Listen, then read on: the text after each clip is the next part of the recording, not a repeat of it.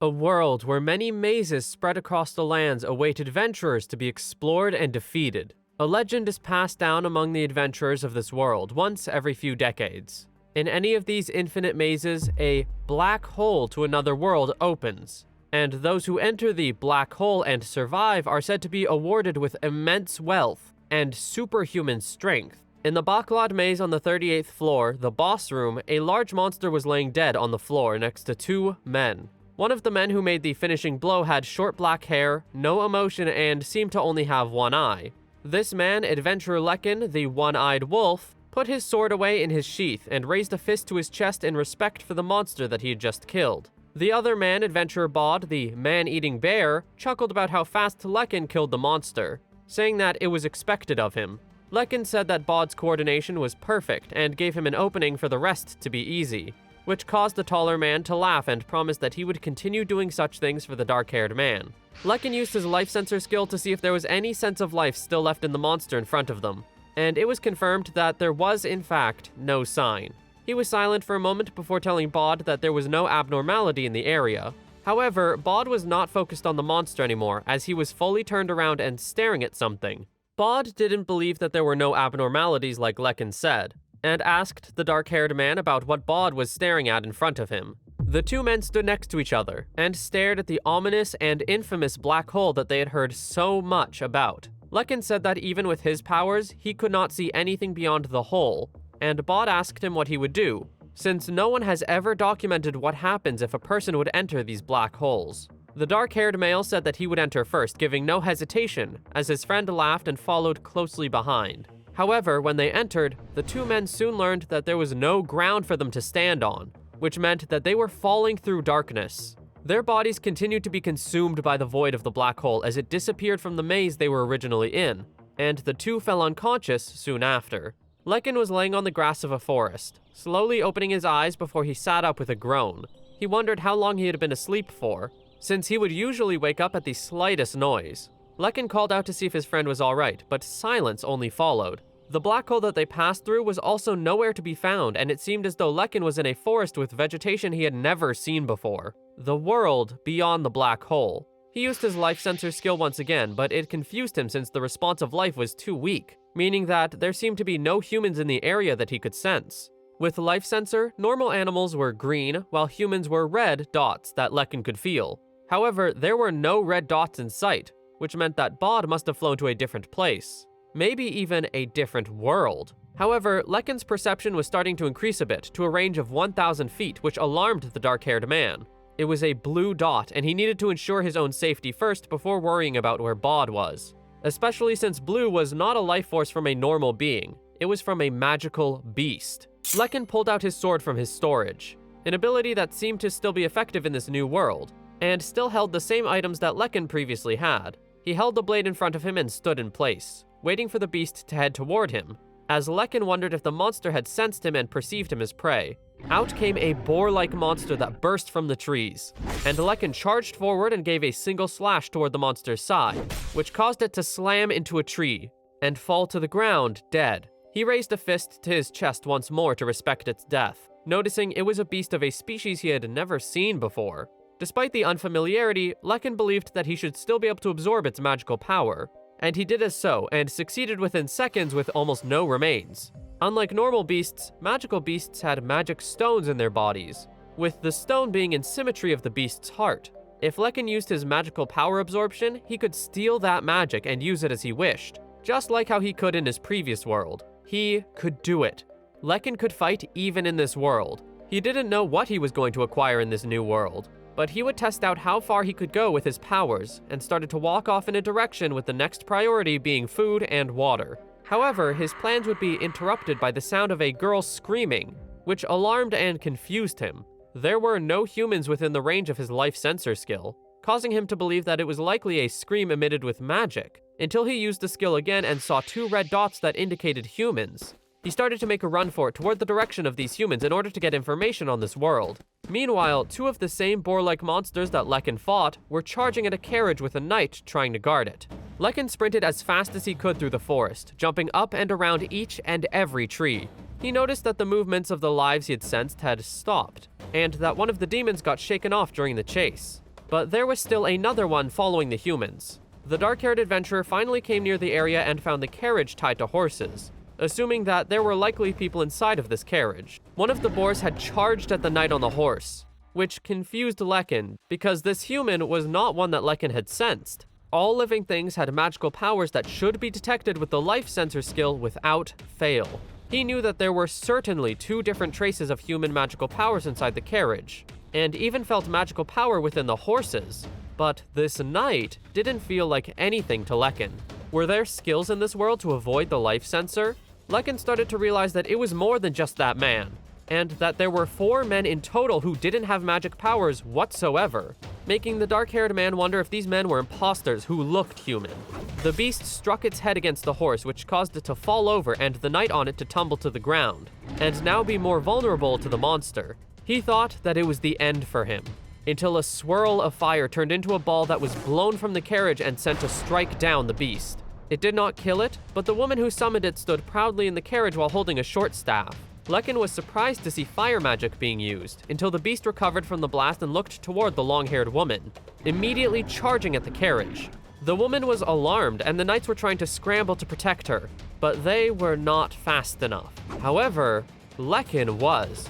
Lekin ran out from his hiding spot and stood in front of the carriage, pulling out his sword and slicing at the legs of the beast, which veered it off its path and caused it to fall beside the carriage. The knights tried to speak to Lekin, but he could not understand them, especially since he was focused on the monster that slowly got back on its legs. It would have been dangerous if it had collided with the carriage with the force it had, but it seemed as though it was still able to fight with full power despite only having 3 legs left. Lekin started to figure out that it was because of the fur, fat, and skin between its neck and back that helps the creature be able to firmly protect itself. If only he was able to cut its head off in one strike. His only option was to cut up from the throat. Rushing forward, Lekin sliced through its neck and brought the beast down within seconds, which surprised everyone in the area from the man's skill and power. He bowed in respect for the beast as he did with all the others and put his sword away, knowing that he had completely used up his magic powers. Lekin dug through the wound of the boar and believed that possessing it would be convenient for a later time.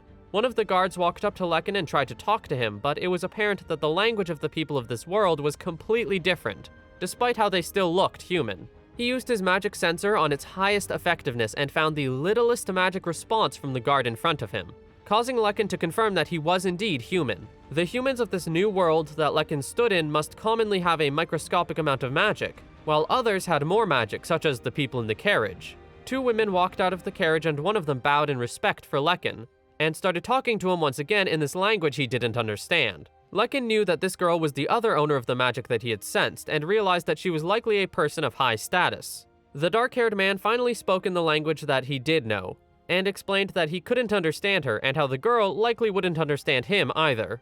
He was silent for a moment, and put his sword down in order to properly bow toward the small girl to return the respect she gave, to which this action surprised her greatly. Bowing back was the etiquette for the royal palace in his former world, but he wondered if it was conveyed properly in this new world. The 2 women started talking with one another, seemingly speaking about Lekin, and after enough arguing, the taller woman sighed and agreed to whatever the short girl talked about. The short girl walked up to Lekin and grabbed his hand gently, gesturing toward a building in the distance and trying to communicate that she wanted him to come with her to her residence. Lekin nodded and accepted the invitation, both because these people were friendly and because he needed contact with the local people. He walked away for a moment and started to put his items away in a normal storage instead of his storage ability, to try and hide the skills he had to prevent presenting anything unnatural in this new world. With all these actions, he should look like a normal traveler to people. Lekin walked back and saw that the short girl was a user of healing magic and was using it on the other guards who were trying to protect the carriage from the beasts. He thought that the other girl was ranked higher, but the scale of the shorter girl's magic was considerably larger. They tried to lead Lekin into the carriage, which he was almost hesitant to the idea of, but he complied and was promptly driven to the Zydmore Dominion feudal lord residence. Lekin calmly sat on stone bricks, as he was brought some refreshments from a maid, while 2 men were discussing about him inside the building that he was near. The Zydmore family patriarch, Zanjikal, looked out the window at Lekin and asked Ezek, one of the knights that was with the 2 women, what he thought about the man outside. Ezek was quick to respond that Lekin had possessed military strength to a dangerous degree, yet appeared to be a man who returned manners when thanked. Zanjikal was impressed to hear the knight speak so highly of the dark-haired foreign stranger, but he was not too alarmed by his presence since Lekin had saved Zanjikal's daughter. The family patriarch told Ezek that he was going to give the hut in the garden to the visitor, while Ezek could decide what to do next. And then, a year passed. Birds flew through the sky of a forest, as Lekin could be seen sprinting through it, keeping a hold on his sword at his side. He sensed two magical beasts and leaped over a tree towards where they were located. They immediately noticed the dark-haired adventurer and started to growl and prepare themselves for battle. However, they had no chance of winning since Lekin immediately sliced through the large monsters within seconds, and quickly once again bowed in respect for their deaths. Lekin came back from his task and walked back to the residence, entering through the wooden door only to be greeted a good morning by Ezek. The knight told the man how impressed he was from how fast he was with hunting, being greeted back by Lekin until the dark-haired man knew that Ezek wanted to spar with him again that day. Lekin tossed Ezek his sword, and the two walked over to the front of the hut that Lekin stayed at, in order to prepare themselves for the small battle. Both men held their swords, one relaxed while the other held his blade high. Ezek charged forward first, and the two clashed swords, seemingly equal in power for that moment. Lekin had been staying at the Zydmore estate for a year now, and was able to learn most of the local language, which was his biggest problem. At first, he was seen with suspicious eyes, but thanks to the respect from the feudal lord's daughter, Lady Luvianafell, and the knight, Sir Ezek, he had completely fit in as a member of the feudal household. Lekin and Ezek continued to spar until the dark-haired man had won the battle, and held his blade against the knight's neck, causing him to yield. Ezek sighed from the fact that he was still no match for Lekin, until their conversation was interrupted by more people starting to walk into view, and realizing how there was sparring happening, causing everyone to want to have a turn against Lekin. Recently, the front of Lekin's hut was starting to become more and more like a training ground. None of the men were able to do much of anything against Lekin due to his amount of skill, and continued to lose against the man until an old woman walked toward him to get his attention, before he could do any more sparring. She was there to let him know that Lady Luvianafell called for him and needed to come after breakfast, being told to not come with his current sweaty appearance if possible. The dark-haired man was silent for a moment before agreeing and went to change into some fancy clothes, something that he seemed to still not be used to after a whole year. The short girl had greeted Lekin, and Lekin greeted her back, bowing and calling her by Luvi instead of her full first name. This was because the girl herself had told him to call her by this nickname instead of any more proper name, and he was to do this by any means, even against what was enforced by Gria, the old woman, or Luvi's servant, Marinka. Luvi made the request that she wanted Lekin to protect her on her way to a certain cliff, to which Lekin agreed to, as long as Ezek would instruct him to accompany her. She insisted that she had already received permission from her father, and was just about to tell Ezek, before changing the subject and asking Lekin to wear his own clothes rather than the fancy ones he was normally told to wear. He thought it was amusing how he was getting changed a lot since morning that day, and changed into a vest from the thread of various rock spiders, which possessed splendid defensive magic, as well as pants mixed with rare resources, a cloak made from the hide of the Bear King for more defensive magic, and a jewel sewn onto the collar for additional self-restoration. Lekin felt at ease with the equipment he was accustomed to using, and Ezek was quick to call for him and asked for the man to leave immediately to guard the young lady's carriage. The knight saw the appearance of Ezek and was about to make a comment on it, before dismissing his thoughts and walking off to the carriage with a sigh.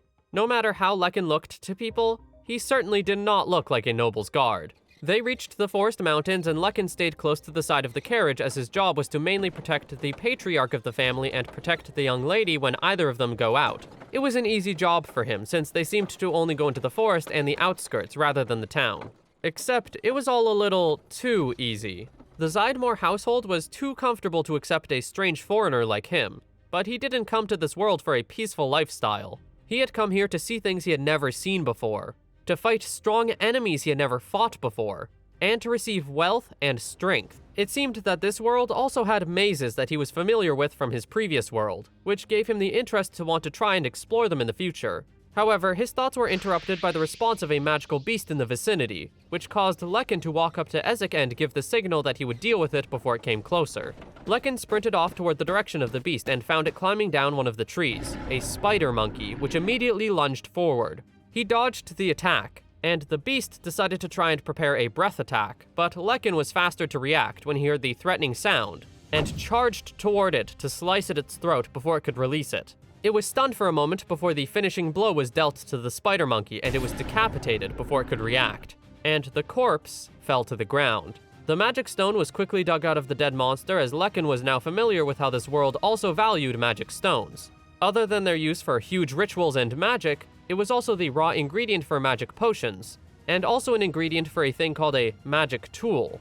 Lekin walked back and tossed the stone to Ezek, who grinned and nodded as they continued their trek to their destination. They finally arrived and Luvi was told to come out, to which she quickly complied and stepped out, starting to run happily, which alarmed the knight for a moment. However, there was nothing to worry about, as all she seemed to want to do was stand at the edge of the cliff and look at the beautiful view, staring off into the distance. The young lady was in a better mood than usual, but Lekin, for just a second, almost thought that he saw a look of sadness cross Luvi's face. Marinko was fixing up Luvi's hair before finishing up the appearance by putting a necklace on the young girl, which the taller woman complimented her beauty for. Night arrived and it was time for a celebration. Her father had gotten everyone's attention and told them that that day was the day that Luvi would turn 14 and become an adult. They all cheered for this day and brought their drinks into the air before continuing the party.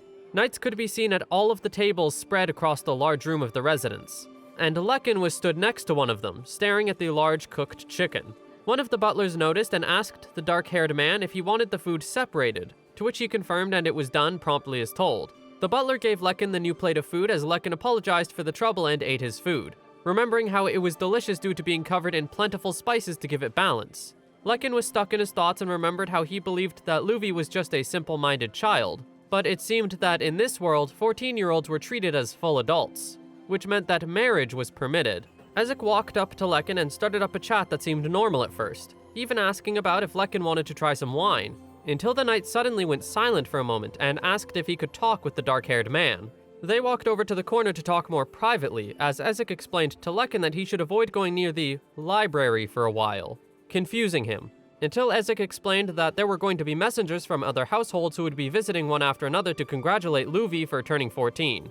It was known that none of the people from these noble families were as understanding as Luvi's family, and would cause needless trouble if they found a person with an unclear identity at the young lady's side. A daughter of nobility is burdened with the role of linking blood relationships, and everyone would be desperate to be seen as a good candidate by Luvi, even just a little.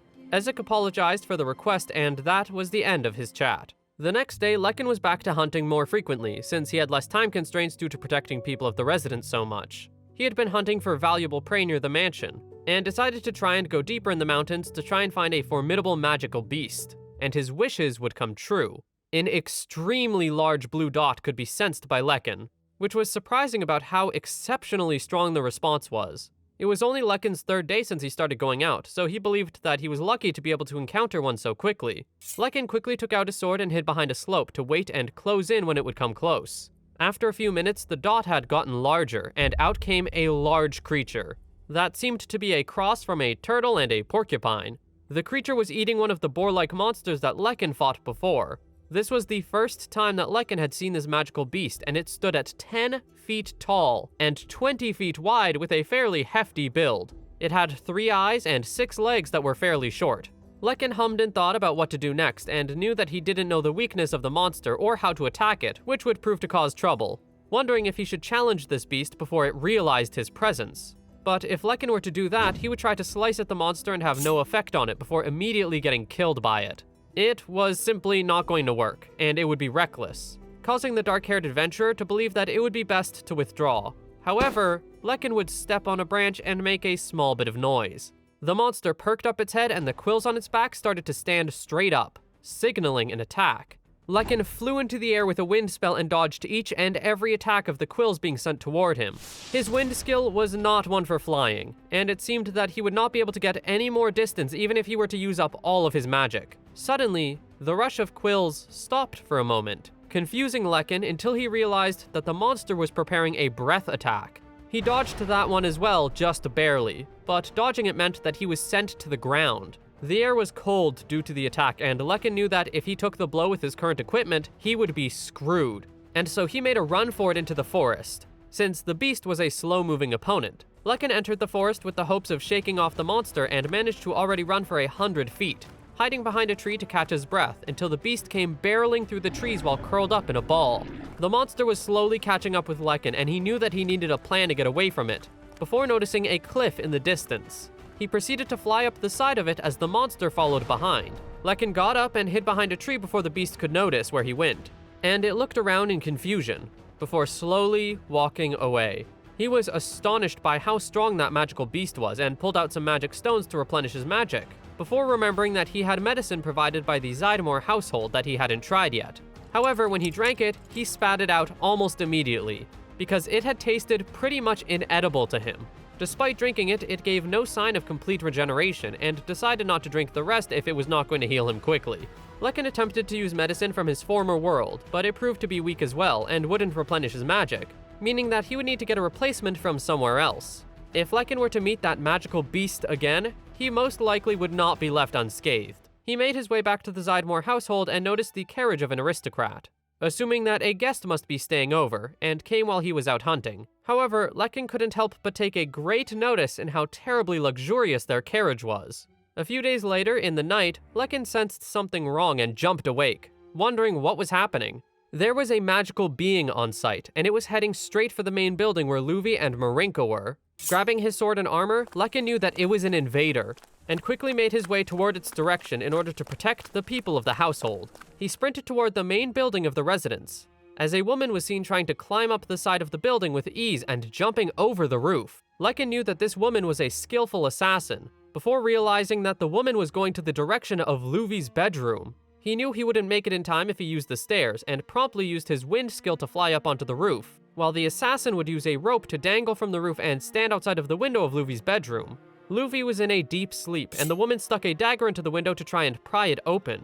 But Lekin was faster, and jumped down to decapitate this assassin before she could react. As the dead assassin fell to the ground, Lekin grabbed the rope and looked through the window at the sleeping girl, sighing in relief that she was still safe. Luvi's father and Ezek had dark expressions when they looked down at the dead body of the assassin, as the family patriarch was disappointed in himself for being so naive about only having a night watch stand in front of his daughter's room, instead of anywhere else. Zanjikal said that it had been decided that Luvi was to marry into the Shadresta family, a noble family that was connected to the royal family. He expected interference since Luvi was of rural nobility and would become the queen of their next patriarch, but he didn't think that there would be assassins sent to kill her.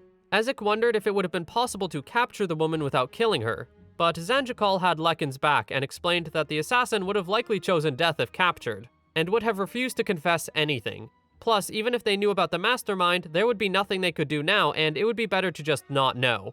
Luvi's father wondered how Lekin was able to dash up a wall and kill the assassin so swiftly, but Lekin kept quiet about his powers, which Zanjikal decided to not pester the dark-haired man about. He thanked Lekin for his efforts and wished for him to continue protecting his daughter, to which Lekin bowed and agreed to do. Another night, another assassin to try and kill Luvi. He jumped over the brick wall and held up his crossbow, until Lekin leapt up and sliced through his head. This was the fourth assassin who had tried to come and kill Luvi, which almost exhausted Lekin just from the thought, as it was apparent that the enemy was quite persistent. Until Luvi's wedding had ended safely, he was not going to be able to move away from there. The next day, Lekin was having a chat with the young girl about his hometown and everything about him, calling the man by La Envy. La Envy was the name that rare people were called when they have come from another world, and it was said that these people possessed outstanding power. In other words, it was no more than just a legend, but Luvi believes that Lekin was truly one of those people. The old woman tries to get Luvi's attention and told her that it was about time for her other appointments, disappointing the girl from the thought. Lekin was about to make his leave until the young girl told him to wait, and asked for him to show her the red jewel on his chest, which shocked him greatly, as he tried to make sure that no one could see the jewel. Marinka held out a plate where Lekin placed the jewel on and Luvi admired it, before the girl would take off her own necklace and telling the taller woman to give it to Lekin. The old maid was alarmed by this action and tried to warn Luvi to not do so, but the young girl insisted. Lekin felt himself start to sweat in a panic from the exchange that was happening, knowing that the red jewel was extremely important to him. However, he couldn't reject the exchange or else Luvi would receive shame, even if she didn't know that the jewel was proof of the life that Lekin had lived. Putting a hand to his chest, his body seemed to move on its own as he bowed and accepted the exchange, surprising himself, while the young girl smiled warmly. Lekin walked away and left the room, walking down the hall as he thought to himself about why he had ended up consenting to giving the girl his jewel. He decided to dismiss his thoughts and feelings, as he was going to leave the estate soon enough and be able to slip out just before the preparations for the wedding. Luvi might become sad, but with time, she would probably forget about the stray wolf. However, Lekin would soon learn that there was no opportunity for him. Luffy would soon finish her preparations and had the number of people on night watch increase, before the day would come 2 days later, where Lady Luvianafell went with her in-laws in a faraway town to get married. Lekin could be seen sitting down next to a tree and staring off into the distance at a field of vegetables. A man walked up to the dark-haired adventurer as he teased him for staring at the vegetables and asking if it was fun. Lekin greeted this man, Morda, and chewed on a griffle leaf that Morda had brought for him. They both sat next to each other and stared off into the distance in silence, before Morda broke it, and said that he noticed that the knights hadn't been training recently, and asked Lekin if something happened. Lekin admitted that he had no motivation, but Morda believed that it seemed as though Lekin had no energy whatsoever, before agreeing with the notion, as everyone else at the residence was also the same ever since Luffy went off to get married, making things become lonely. This had caused Lekin to go into his thoughts, remembering how he used to be alone in his former world before Luffy gave him a place to belong in his current world. At the very least, he wished to repay that kindness and leave the estate, but what could he do? That was until he remembered the magical beast that he had trouble with all those days ago, and knew that the other knights were not able to handle it. What he could do is fight and repay Luffy's kindness through fighting. He promptly went back to get changed and tried to find a new weapon for himself to bring, but he could not seem to find a weapon that resembled a spear intended for large beasts. For now, he was going to try and fight the monster one more time, and confirm his opponent's abilities before doing anything else. Lekin went off to visit the same forest, and was in the same situation where the beast was rolling toward him. He used his wind skill to dodge it and cause it to crash into a tree since it could not suddenly change directions. The monster got up and looked around, trying to find where Lekin had went, until he had jumped down from the air and tried to slash at the top of the beast's head. However, it was not majorly scratched whatsoever, and it was now apparent what unbelievable hardness and flexibility the monster had. It turned around and tried to use a breath attack before suddenly using its needles soon after, which hit Lekin and destroyed the weapon at his side. He needed to distance himself from the monster, and Lekin used the wind skill multiple times to rush away, while the beast would roar in anger. Lekin was completely exhausted and walked through the door of his hut, falling into the bed with a groan and sigh after he threw his cloak off. He was shocked to see the monster use a breath and needle combination attack against him, which would have been his downfall if he didn't have a top-grade magical potion on him.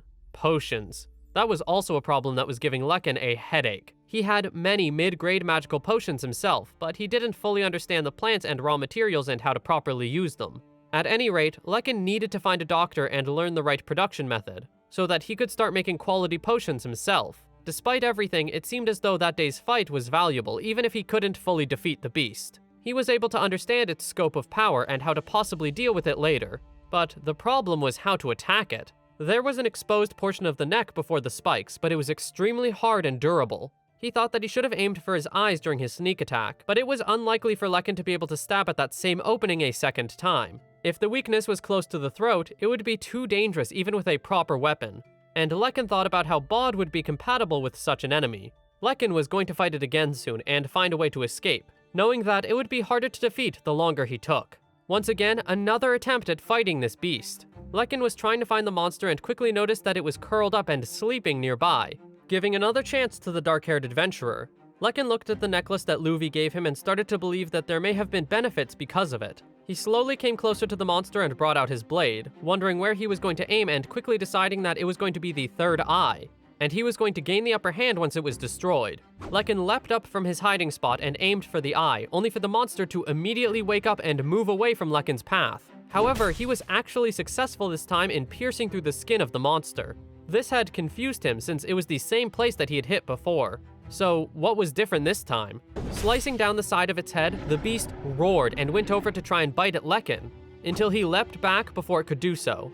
Lekin realized what could have changed and looked at the jewel that Luffy gave him, thinking that it may have been amplifying his offensive ability. He tried to shake off the idea, but regardless of what was the true reason, it was certain that Lekin could cut this thing and defeat it. The monster turned around as if it were about to run away, until it suddenly used its needles, meaning that it was out of ammo from the front. Because of this, Lekin was going to lure its path and force it to face him, even if it would soon use a breath attack on him. He was able to take it straight on with his Bear King hide, and the beast decided that it would proceed to roll once more toward Lekin. Before then, it was difficult to escape its roll attack in the forest, but now they were in a rocky area. He leapt out of the way, which caused it to tumble over when trying to turn against the rocky ground, and this had given Lekin the opportunity to charge and slice clean through its jaw, finally officially killing the beast. One last sigh and a bow of respect for killing this creature. Lekin knew that with this, he can depart without reserve and begin his new adventure. Lekin was journeying through the lands before stopping near a bridge and sitting at a fire near it, eating fried fish until a few men walked up to him. They asked him if he was an adventurer, to which Lekin would confirm and cause them to want a favor of him, and do something about a creature that had been messing with them, a Zog. He did not know what a Zog was, which surprised the villagers, until he came up with a half-lie about how he came from the north and didn't know the language of the country. A Zog was a type of ghost different from a magical beast since it was not a living creature, and was thought of as something like a spirit that spontaneously generates in forests and labyrinths. Their appearance is like a human, but with no eyes and growing horns. Lekin had learned that the village had a missing child, and the family of the missing child went looking for him until the mother was attacked, and the father managed to escape and told everyone that it was a Zog. The reward was only 1 silver nugget, but Lekin decided that it would be worth it, just because all he needed was information on the world and experience. He accepted the request as long as the villagers would provide meals and a place to stay overnight, to which they agreed. They provided Lekin an old stable, which was very different to the Zydmore estate, but at least it would hopefully keep out the rain and dew.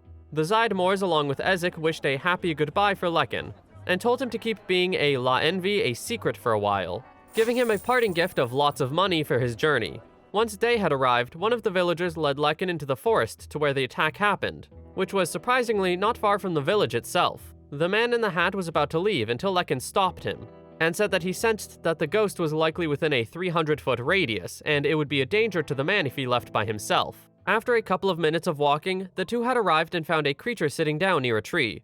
Lekin walked up to it and it turned around and stood tall, revealing its unsettling form and standing still, before it suddenly lunged at the dark-haired adventurer, breaking trees in its path. He knew that it was very strong, but the monster had low intelligence and sluggish movements, which meant that it would not be a difficult target. In one swift movement, the head of the monster was cut clean off and the battle was over. They came back to the village and Lekin apologized for not being able to come back with a magic stone for the village. However, the villagers were more shocked at the fact that Lekin had defeated the Zog at all. A silver nugget was given to Lekin and he proceeded to ask them if there were any good doctors around, to which one of the old men said that there was a man in the town of Volker. Lekin promptly left and made his way to the next town, entering a tavern to find connections while eating. An old man walked into the busy tavern as Lekin was eating his kebabs, until this man had gotten his attention and asked if he was available for an escort job, to attend a carriage for 4 days to Volker for 10 silver nuggets. The mention of Volker caught Lekin's attention, and he decided to accept the job, quickly paying for the food bill before going back outside to follow the old man. This old man was named Ifen, and the shipper was named Cheney, who mentioned that there was another person escorting the carriage. A woman suddenly popped out from the carriage and introduced herself as Ida, and how she was gold class. But Lekin was focused on how this girl seemed to be about the same age as Luvi and didn't seem to look much like an adventurer at all.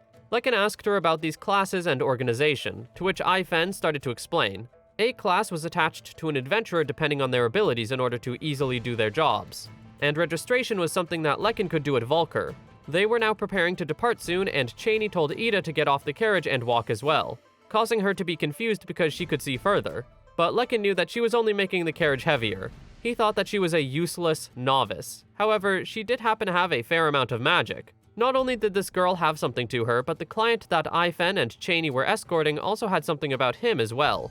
Lekin told everyone else that he was going to decide the ranks and be the one in front of the carriage, but Ida wanted to take the lead. The dark-haired man didn't fight against the desire. However, he reminded her that when under attack, the person at the front would be targeted first. This caused Ida to stumble in her celebration, but she tried to keep her composure and say that she was doing him a favor if they were to switch back and make him take the credit. Everyone then set off for the journey, and soon enough, the sun had set and it quickly became night. But the people in the carriage were prepared with a magic tool that shined brighter than a candle or a torch. Cheney told Ifen that it was time to set up camp, and everyone went off to get firewood and other materials. The shipper complimented Lekin for his ability to keep his pace the entire time while leading the carriage. But Lekin didn't respond and just continued with helping set up camp. He noticed Cheney setting up some sort of light, which he asked if it was to ward off evil spirits, since it felt similar to that kind of magic Lekin had previously seen. The fire was made using another magic tool, which made Lekin wonder if all these things were common items in Volker, and Ifen came over to start preparing a meal for everyone.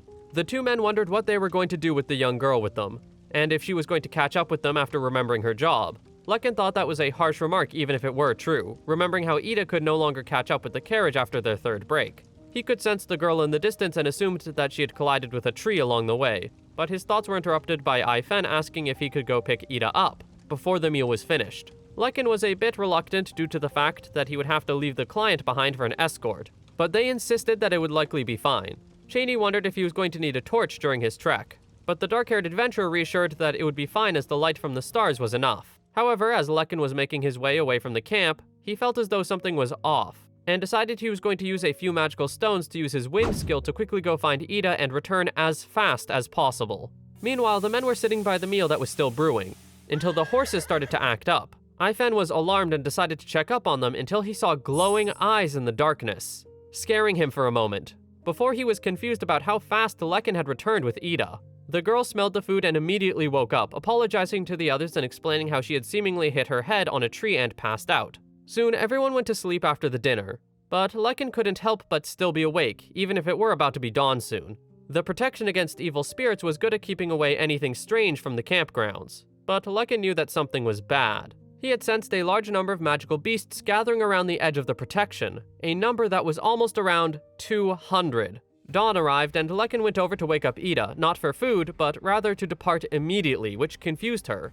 However, she was told that 200 magical beasts were closing in, and that was enough to convince her. Cheney was disappointed that his attempt to ward away magical beasts actually did the opposite, and gathered them instead, thinking that they should migrate while the protection against evil spirits was still active. Lekin was against this idea because it would likely pull the large number of magical beasts toward the town and cause it to be destroyed. He suggested that they should just keep it activated for safety but deal with the matter once they left the plains. Ida wondered what they were going to do about food, but Lekin told her that everyone could fill their stomach with preservations while they migrated. And off they went, everyone preparing for what was about to come. Once they left the forest, many beasts had sprouted from the trees and made themselves known. Ida was alarmed, but Ai-Fen was confused at how the number seemed to be less than what Lekin had told them. The dark-haired adventurer explained that it was likely halved, as the others may not have wanted to leave the mountains. The girl tried to suggest that they could let the garrison in Vulcar deal with the beasts, but the men in the carriage were against the idea, since there was a village on the way that would be annihilated.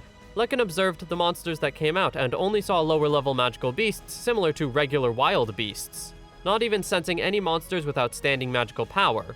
Because of this observation, Lekin told Ida to protect the carriage and ran towards the beasts, sweeping through each and every one of them, all without a problem. One bow of respect later, and Lekin walked back to the others and told them it was fine to turn off the protection magic. Everyone was in awe of his skills, and Ida tried to ask him many questions about his identity. Most he did not answer, until she asked about his ring, causing him to stare at it as he confirmed about wearing such things. They all continued their journey and had another break on their third day, Ida complaining about the red monkeys that were after them. Lekin told the girl that it was because of her scarf, that they were likely targeting her because it stood out to magical beasts. Ai-Fen and Cheney thanked the boy for his help even if they still had a bit of a journey left, Ida joining in to proudly tell them that they could be at ease. As they continued, Lekin told them to stop in place as he sensed 4 people ahead who were likely hiding in order to ambush them. Ida believed that it was her time to shine. However, Lekin did not have much faith, since she didn't even manage to graze the monkeys from last night. He heard her mention her lack of ability to use her bow at night, which confused him as he asked if she couldn't use magic, to which Ida was confused as well and said to stop messing with her. They continued further down the path and had gotten closer and closer to the place where the people were most likely hidden. Lekin told Ai-Fen to not move the carriage until he gave the signal, and told Ida to be prepared but not to shoot. He walked off and found where the 4 people were hidden, impressed by their skill to erase their presence. And knowing the timing that the carriage would arrive, Lekin charged toward one of them, using him as a shield for the person who shot an arrow at him, before Lekin sliced through this archer and turned around to use his wind skill and leap at the other archer to kill him. There was just one man left, but he had a gun, a magical tool that needed to be dealt with immediately.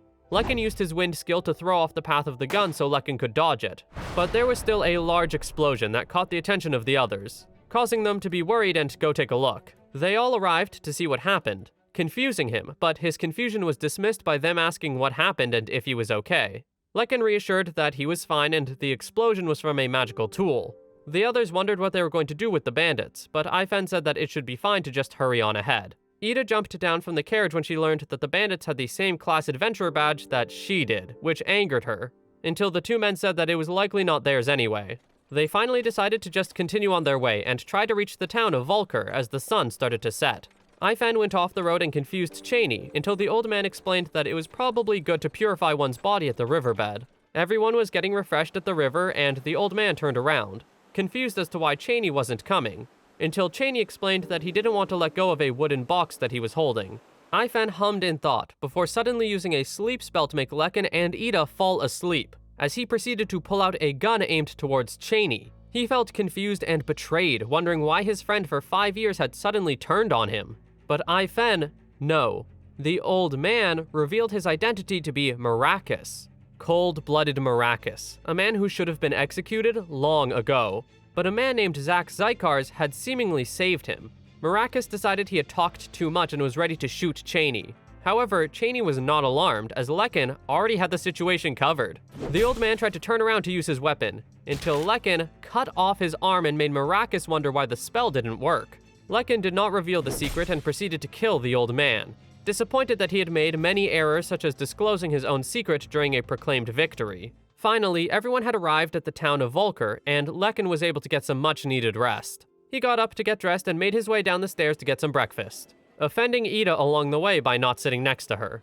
At noon, Cheney arrived at the lodging to have a meeting with Lekin and Ida. The girl was given 2 silver nuggets as a reward, confusing her as they discussed it to be 5. The man asked for her to show her adventurer medal, and when she did, he turned it around and saw that the name engraved was Edidal. He said that it sounded like a boy's name, and asked how old she was, since the promotion for silver class on the medal had occurred 18 years ago. Ida started to panic from the fact that her cover was being blown and tried to make a run for it, until Lekin grabbed her and told her to sit down. Cheney tried to warn the girl about how it was a serious crime to impersonate another adventurer, and it would prevent her from being able to register under her own name, even if the medal she owned was of her father's. He decided to turn a blind eye just once, since it was out of respect for her father, but Cheney told her to not do it again, and she understood. Once Ida left, Cheney gave Lekin his reward, a gold nugget. Lekin was confused and said that it was too much, until Cheney insisted due to how worthy Lekin was due to the skill of his work. And Cheney mentioned how he was interested in building a favorable relationship with him from now on. Lekin decided to accept it, but he changed the subject and asked if he could be introduced to a skilled doctor, since he wanted to learn how to make medicine. There was one who came to mind that Cheney thought of. However, she was known to be a difficult person to work with, and even meet face to face. Lekin was told to wait a few days while Cheney would try to get this worked out. And in few days, the meeting was to happen. The dark-haired adventurer was given a map that was located in an obscure alley. However, when he arrived, Lekin could sense an enormous amount of magic power, on the same level of a large-scale maze master, maybe even more. He entered and saw a small wooden building, pushing a wooden fence and going around the shadows of the hedges toward an entrance. Lekin reached a door and was told to come in, to which he did and saw a monkey, confusing him for a moment until the same voice guided him to another room. There sat an old lady in a wooden chair, introducing herself as Sheila, and her monkey as Jericho. Lekin was bewildered by the very existence of this woman, his eyes seeing an elderly woman while his 3D object sensor saw her form as a young woman. His thoughts were interrupted as he sat down and was thanked by Sheila for protecting Cheney, since she seemed to be involved in the matter. She quickly switched the subject to one that Lekin was there for, to learn the techniques of a doctor. Sheila asked why, and he quickly explained that he was an adventurer, which would make sense for him to need to make such medicines. However, another reason was he learned that he seemed to like making magic medicine. The old woman asked him to show her the medicine he made and made a joke about where she could be able to buy them. She was still impressed by the quality of the medicine with ingredients she had never seen, causing Lekin to wonder if he revealed too much. Suddenly, Sheila told him that she wanted him to take an exam to measure whether or not he had the resourcefulness and endurance to become her apprentice. His first step was to head over to the Adventurer Association and take the Ministry Commission, to which he followed without question and entered the building to talk with a woman. This woman, introducing herself as Aira, seemed to have heard about him from Cheney and asked if he was to register, taking out a large box while asking many general questions about him in the process. A quick amount of questions later, and Lekin was now registered as a copper-class adventurer of the Volker Adventure Association, and his adventurer medal would be ready to be collected the next day. He asked about a ministry commission, and Aira told him to make a direct application at the reception, explaining that a ministry commission was an aid system where the reward was taken off from taxes for the sake of people who have no money. However, if one were to build up experience through it, it would easily bring up a person in class. Lekin understood, and asked for it to be prepared by the next time when he was to pick up his medal the next day. The time passed, and Lekin's first task was to clean up the crumbled garden stones of an old man in a single day, bewildering the dark-haired man by such an impossible task. The old man explained that it ended up like how it was because of an earthquake several years ago, which also destroyed the field and small house near it. It was his 12th request for a ministry commission to be issued, but he had yet to have someone, likely a strong magic user, who could actually fix it. Lekin knew that this was a small miracle that the old man was expecting. However, he was going to do it, pulling back his sleeves and proceeding to pick up the heavy stone with his 2 arms, doing such heavy labor for 1 large copper coin, a job that many people until now had skipped on. He wondered what the criteria was going to be for him to pass Sheila's exam, but the old woman told him that she was going to be the judge of when it was sufficient. Lekin struggled through his job in moving all of the garden stones, having taken off his shirt to make the job easier. The old man stood by with an expression of awe from staring at Lekin tidying up the rocks. He was finished for the job and told the old man that the house and field could now be rebuilt with the stones gone, outstretching his calloused hands for the coin for completing the request. Lekin returned to the Adventure Association, and Era said that it took him 4 days instead of 1, but she let it slide and gave him the next task. However, he was hesitant with the next one, as it was not a job of labor. It was one where he had to play. Lekin asked to do it the next day, and promptly left to the forest to take his mind off things, while killing any magical beasts that he would find. The dark-haired adventurer was exhausted from everything, and longed to go back to a maze since that was what his life used to revolve around, causing the man to sit down and wonder what from back then would help him for his next request. The next day at the church orphanage, all the children looked up at Lekin with horrified expressions, starting to cry when he introduced himself with a seemingly evil grin. Lekin didn't expect this, however, he had a plan. Soon enough, the request seemed to be completed, and Era was elated to hear that the orphanage requested for Lekin to come again another time. The woman was surprised to see how well it went, considering how he was against the idea, but he explained that there was a hint in the mazes he went through. Boys seemed to be similar to how monkey-like magical beasts worked, and girls seemed to be similar to how crab-like magical beasts worked, all giving Lekin ideas on how to treat and help the children have fun. Lekin asked Era about what the next request was, but she told him that Sheila told her to tell him that he had passed the exam. This surprised him by how anticlimactic the situation was, as he expected it to continue for a few more days. But he was still glad to hear it, and was about to leave the building until Era called for his attention about one last request to do. It was a strange request from a man named Donnie in Lumoy Village, who was a famous magical beast trainer. Lekin took it without question and made his way to the village, arriving at a person's residence and asking if he was the Donnie from the request. The stranger confirmed his identity as Lekin introduced himself as the candidate for the request to take a magical beast for a walk, and a monkey-like beast named Palido jumped down from the tree above. Donnie told the beast to greet the guest, and started to whisper a command induced with magic to be able to control the actions of Palido, before telling Lekin that all he needed to do was to take the monkey for a walk to the forest on the other side until evening. This made Lekin suspicious about the easy quest, since the reward was 1 large silver coin. But Donnie insisted that the reason why it was tough was that Lekin would also have to carry a large amount of food for the monkey. Lekin walked off to the forest with Palido and sat down to watch the monkey do as he pleased. However, he started to get confused as to why Palido was aimlessly looking around without any movement, causing the dark-haired adventurer to walk up threateningly to the monkey, and cause it to immediately become submissive. That was when Lekin somehow figured out what was going on and returned back when the sun started to set. But Donnie did not seem satisfied, and said that he would not hand over the coin until Lekin would do the same task the next day.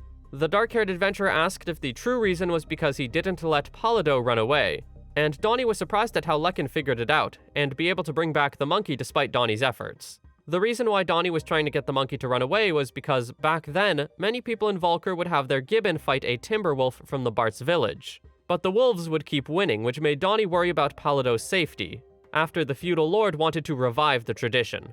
Lekin thought that Donnie was making a mistake despite his reasons, explaining that a magical beast likely wouldn't be happy to be told they couldn't fight. He reminded Donnie of the connection that he and Palido had, and the beast trainer turned to the monkey and attempted to ask if he will fight for Donnie's sake, which caused the monkey to immediately become fired up for battle.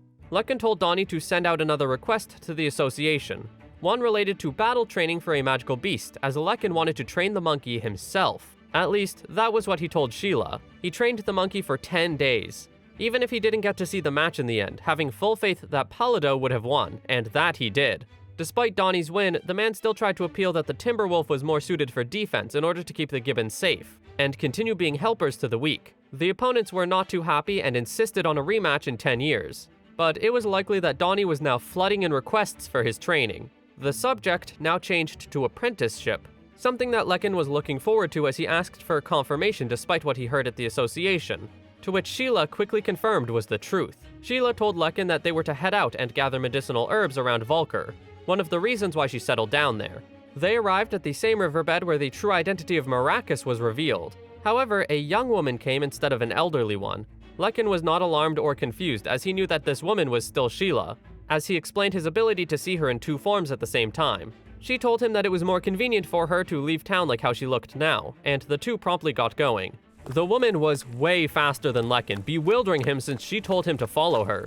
He tried to catch up as fast as he could, and the two ended up at a part of the forest where the vegetation was growing plentiful. Sheila asked the boy why he had a hard time with the garden stones, and why he didn't come to buy some stamina restoration medicine, confusing him until a woman made the confirmation that Lekin was a La Envy. This had darkened Lekin's expression as he glared at Sheila, until she explained that she knew because of Cheney suspecting him. He knew that he would have to do better in keeping his identity a secret, in case there was a person he didn't want to know about it, as it would likely cause danger in the future. Lekin went around the area to collect herbs and was taught which ones were edible, which ones were poisonous, and which would lose their effectiveness when handled incorrectly. At some point, she gave him a bag that had a box in it. The box was an almost infinite void to keep lots of things in without feeling the weight of the objects in it. Lekin explained that he had something similar, asking if such a power could be attached to humans, before he pulled out a blade from his own gut and brought shock to Sheila.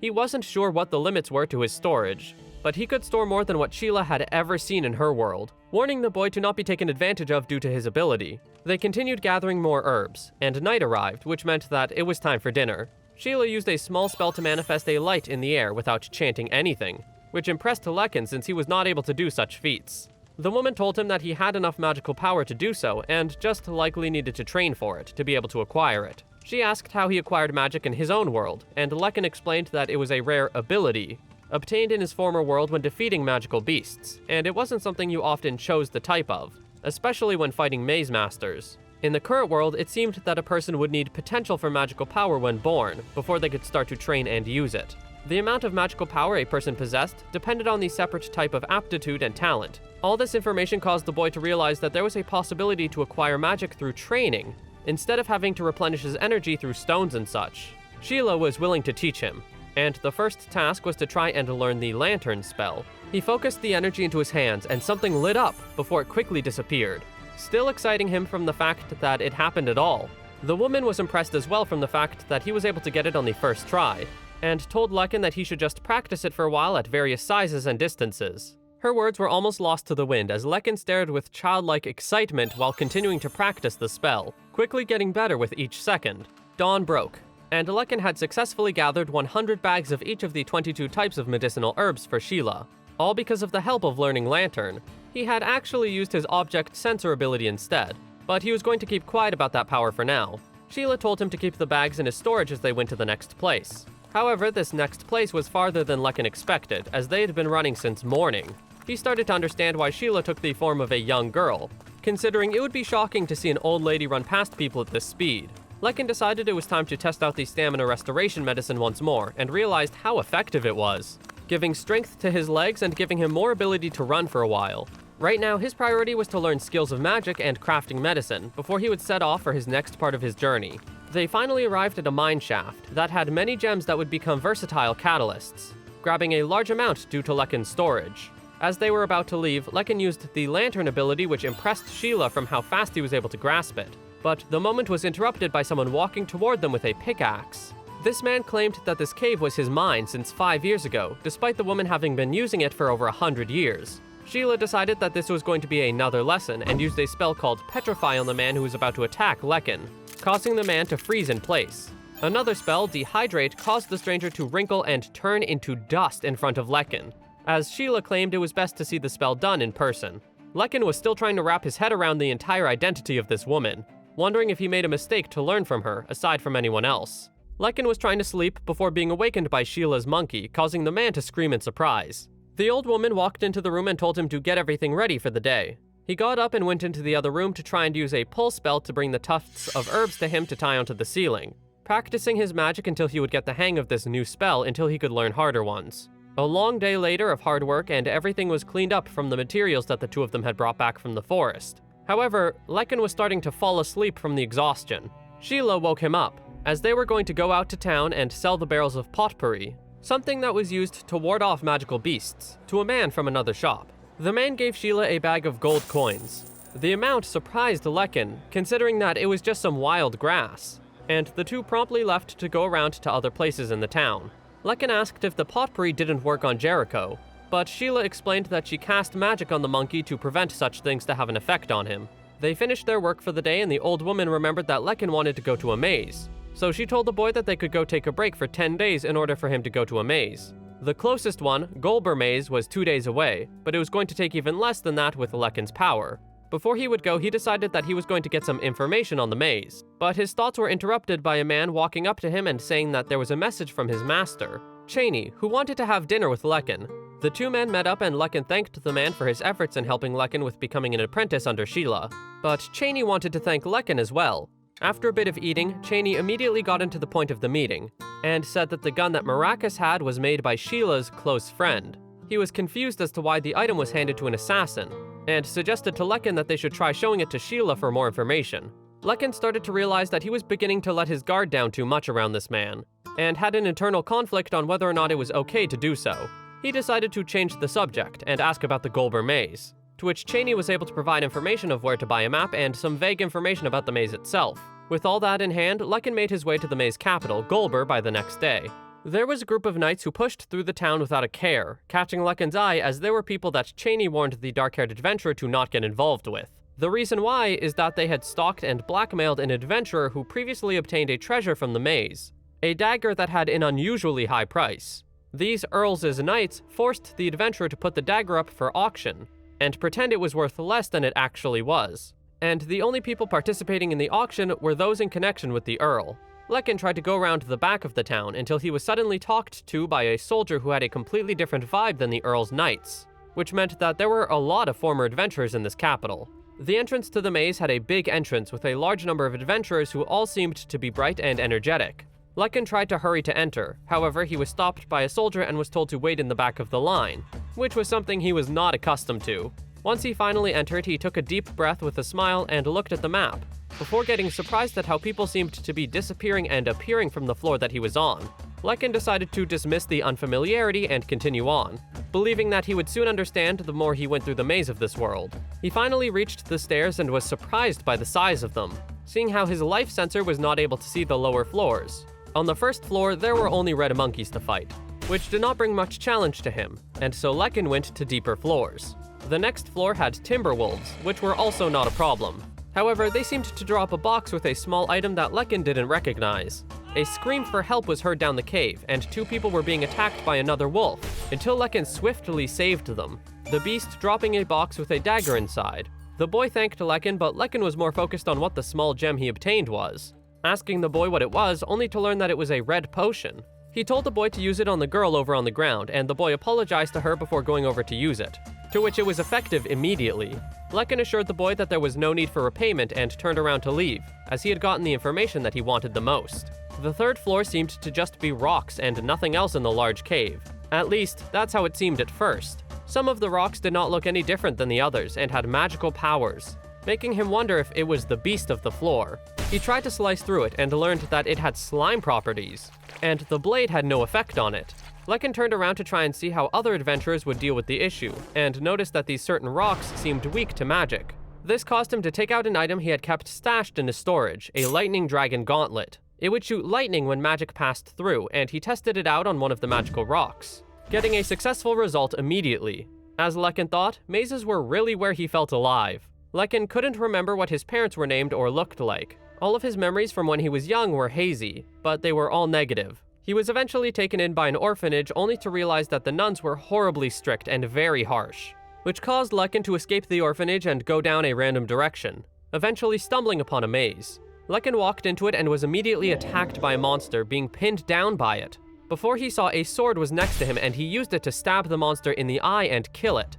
That was the first time Lekin felt the adrenaline and energy from the fight, and he wanted more of it, continuing his path, which made him gain the skills and strength to fight, as well as obtain a fair amount of money. Mazes were harsh, but they were fair.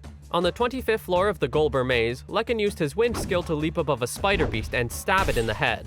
On the 26th, he had taken a break to look through the items he had earned, and decided that it was likely time to stop there and return for the day. When Lekin had left the maze, he was stopped by some soldiers, and was told to come with them, as they had to ask him about something. He met with their captain, Doug, who called Lekin a demon lord and brought Lekin to his room to talk about the complaints that people had put on him. It seemed as though people were threatened by his presence in the first and second floors, as well as people who were supposedly attacked by Lekin, which he insisted he didn't do, but also asked if there was a problem in the first place if it were something he did do. Doug explained that it was his job to protect the young adventurers and take care of any strong people who seemed out of place, in the case that they would cause a problem. Lekin started to understand the unease he might have been creating, and why he was becoming known as some demon lord to others. The older man was impressed by how easy it was for Lekin to understand the problem and try to change his ways. And once Lekin heard that he had seemingly caused the injury of another party, he took out 2 red potions for Doug to bring to said party. Doug was surprised to see such items being given so easily, and knew that Lekin was a good person, also complimenting him on his ability to get to the 26th floor. Lekin asked about how goods were purchased at the building they stood in, and decided to take the items out of his bag that he had earned in the maze, pouring them out on the desk as Doug stared in shock by the amount. Soldiers barged inside when they heard the noise, and everyone was bewildered by the items that Lekin had earned in just 5 days alone. The soldiers did not have enough money on them at the moment to pay for it all, and so Lekin told them that he was going to stay at the town for the night and come by tomorrow to collect the money, quickly changing the subject to ask Doug for a favor, to tell him which lodging provided good meals. After Lekin had finished his mission and returned to Valkyr, Ida had ran up to him, but he continued to ignore her until he told her that she was just a stranger who dragged him down. But her spirit was not diminished. She continued to try and convince the dark-haired man to be her adventuring partner, until Lekin suddenly told her that she was a magic user, and should try to learn how to use magic in order to be fine by herself. Lekin walked away and left the girl stunned by these words as he made his way back to Sheila's place, retelling all that had happened in the maze. He was glad to have went, and was thinking of going again on his next break. However, their conversation was interrupted by Ida knocking on the outside door, as she seemed to have followed him. Sheila told them not to make a fuss, and told the girl to come in for tea at the least, despite her rudeness. Lekin told Ida that he could not teach her magic, but she was confused why, as he told her that she had magical powers. Sheila suggested that it might actually be a good idea for Lekin to teach the girl, as it would give him more skills, such as making these magics truly his, along with the promise of reward for teaching him a fire arrow spell if he succeeded in teaching Ida. With a sigh of annoyance, Lekin agreed, and Sheila told Ida to keep this all a secret, to which the happy girl quickly agreed to do.